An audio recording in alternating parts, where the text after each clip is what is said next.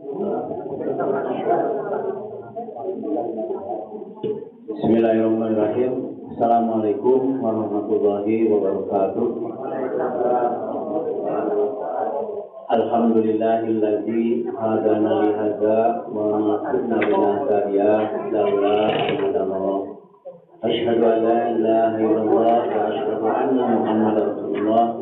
Innallaha wa malaikatahu yusholluna 'alan nabi. Ya ayyuhalladzina amanu shallu 'alaihi wa sallimu taslima. Allahumma shalli 'ala Muhammad wa 'ala ali Muhammad. La ilaha illallah wahdahu la syarika lah, lahul mulku wa lahul hamdu, yuhyi wa yumiitu wa huwa 'ala kulli syai'in qadir. Hasbunallahu wa ni'mal wakeel, ni'mal maula wa ni'man nasir, la haula wa la quwwata illa billahil aliyyil azim.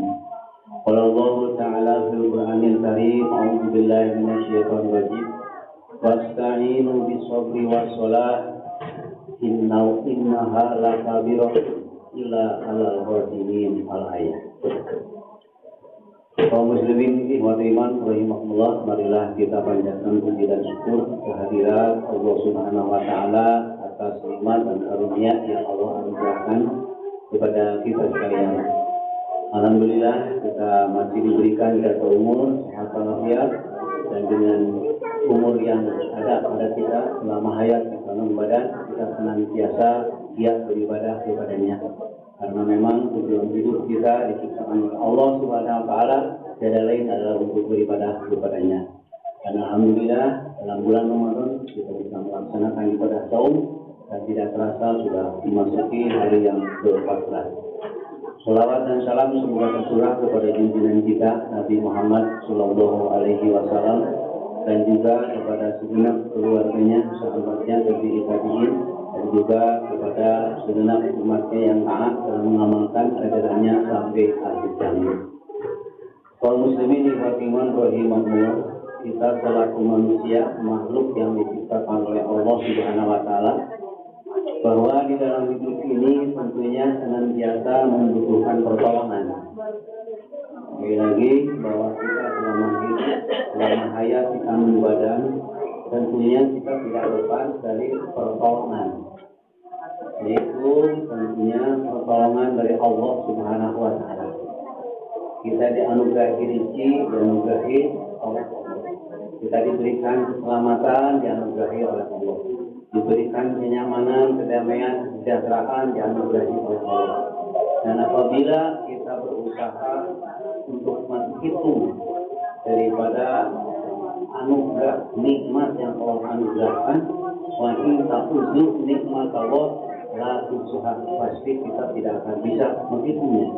Jadi anugerah nikmat yang telah Allah anugerahkan kepada kita, apabila kita berusaha menghitungnya, maka tentunya kita tidak bisa menghitungnya.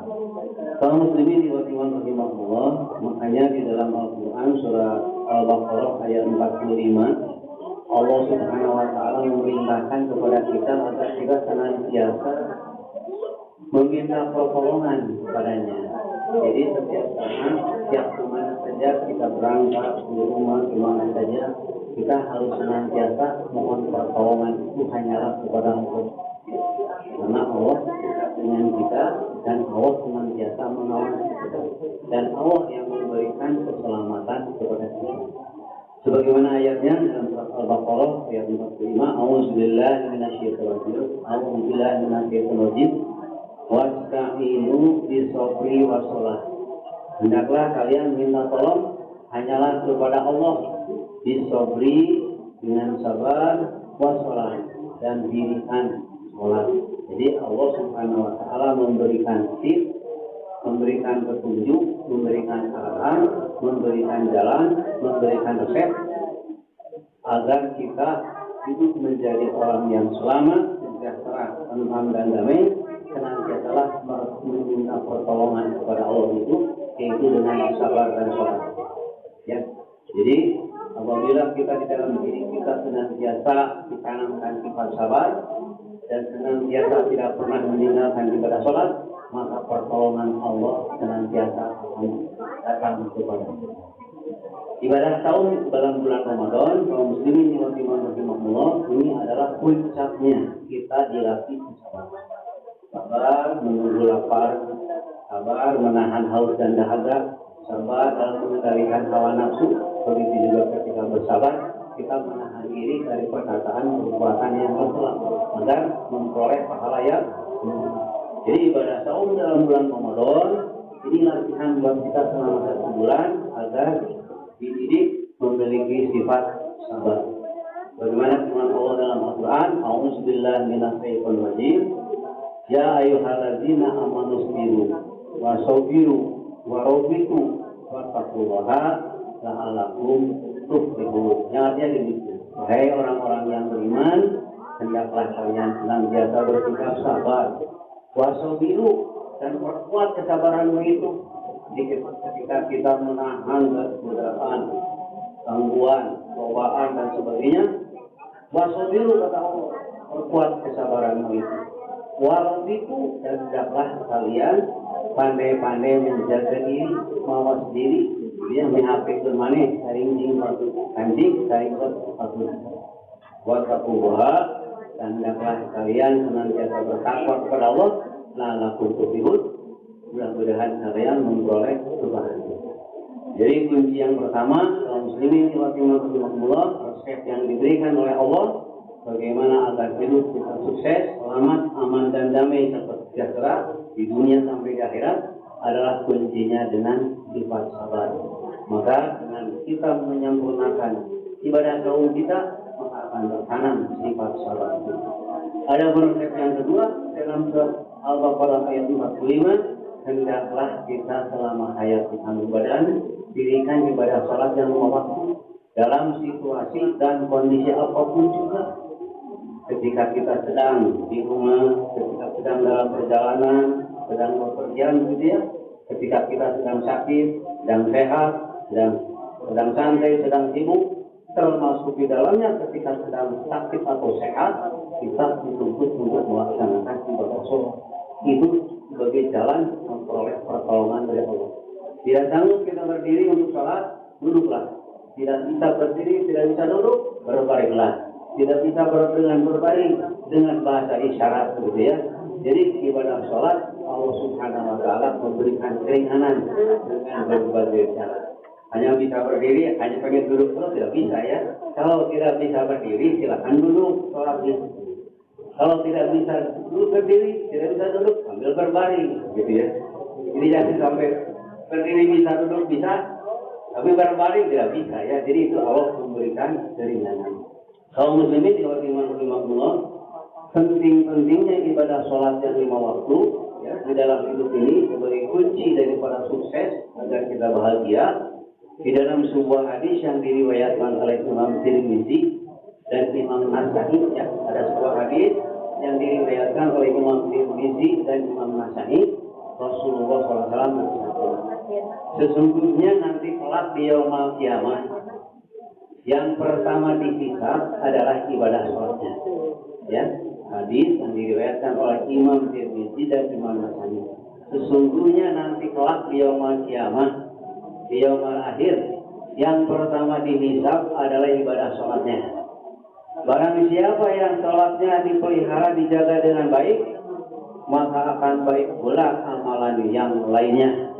Tetapi apabila ibadah sholatnya tidak terjaga dengan baik, maka akan tidak baiklah amalan-amalan yang lainnya. Kalau dalam hal tersebut Allah Subhanahu wa taala berfirman, wahai hamba-hambaku, siapakah yang sering melaksanakan sunat?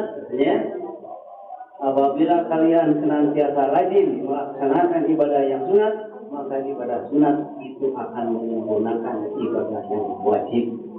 Itu hadis yang diriwayatkan oleh Imam Tirmizi dan Imam Nasai.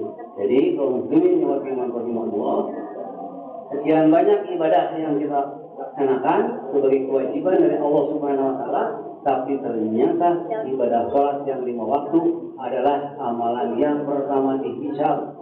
Apabila kita ternyata ibadah sholatnya belum sering bolong dan tidak baik, nah, maka akan tidak baik pula lah amalan-amalan yang lainnya. Makanya peliharalah ibadah sholat kita dengan sebaik-baiknya. Dengan sabar kita memperoleh pertolongan dari Allah. Begitu juga kita senantiasa mendirikan ibadah sholat dengan sebaik-baiknya, maka pertolongan Allah akan datang. Sebagai penutup, di dalam sebuah hadis yang lain Rasulullah SAW bersabda yang diriwayatkan oleh Imam Ahmad, ya, barang siapa yang pandai menjaga ibadah sholatnya, maka sholatnya itu akan menjadikan jalan, akan menjadi cahaya, akan menjadikan petunjuk, dan akan menjadikan jalan selamat sampai yaumul qiyamah. Jadi barang siapa yang pandai menjaga ibadah sholatnya, sholat itu akan menjadi nur cahaya, akan menjadikan petunjuk, dan akan menjadikan jalan selamat sampai yaumul qiyamah. Dan barang siapa yang tidak pandai menjaga ibadah sholatnya, sholatnya tidak akan menjadi cahaya, sholatnya tidak akan menjadi petunjuk, dan sholatnya tidak akan menjadi jalan selamat sampai yaumul qiyamah. Mudah-mudahan kaum muslimin wa rahimahumullah, kita senantiasa bisa bersabar, senantiasa mendirikan ibadah sholat kita dengan sebaik-baiknya, agar pertolongan dari Allah Subhanahu wa taala didapatkan dan diperoleh kepada kita semuanya. Demikian barakallahu wa lakum fil Qur'an karim, innahu huwal ghafurur rahim. Wabillahi taufiq wal hidayah. Assalamualaikum warahmatullahi wabarakatuh.